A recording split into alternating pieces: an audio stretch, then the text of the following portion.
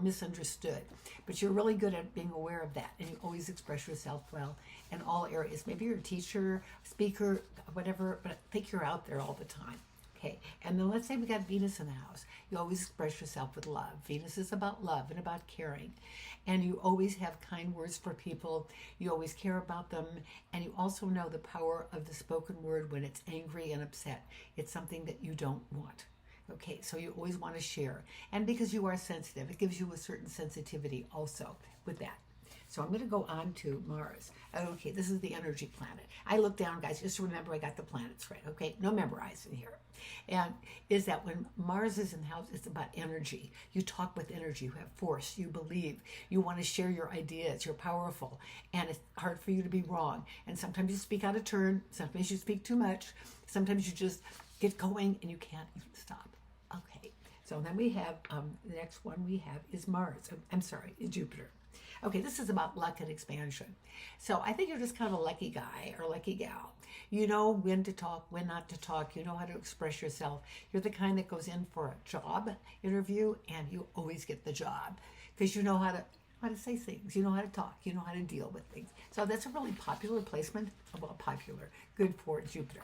Then we have Saturn. Saturn's a little bit laid back, relaxed, not wanting to share too many feelings, careful about what you do. And this is not a bad thing. You express yourself carefully, clearly, thought before, and you always think before you speak because you know the danger of the spoken word. You know, you can't unring the bell, you can't take away those words, and that's for sure. And then we have the next one is Uranus. Okay, Uranus, stop, you know, exposure, wild thoughts. You'll kind of say whatever you think. You know, what do you care? And you also think outside the box. So you come up with the most creative ideas. You know, everyone's deciding where to go somewhere, and you come up with something so much fun and so unusual because that Uranus just does that for you, okay? And then the next one we have is Neptune. And again, this is about you have a strong imagination. You know, you create stories. You can take something. Obviously, you'd be good in advertising because you come up with the best scenarios to do. And you know, do you think before you speak? Well, pretty much you do. But you've got this creative way of expressing yourself because it comes from your intuition and your instincts, which are very, very good. And then we have Pluto. And Pluto is about, it is the need to communicate your feelings. And it's about this whole mental attitude. And Pluto is very strong. And I think that your attitude is always very definite, very, you know, because Pluto is a ruler of Scorpio. So some Scorpio-ness is that sometimes you're a little secretive and you're careful and you worry about what you say. Sometimes you feel you don't want to hurt people's feelings, but you don't want to give away too much information either.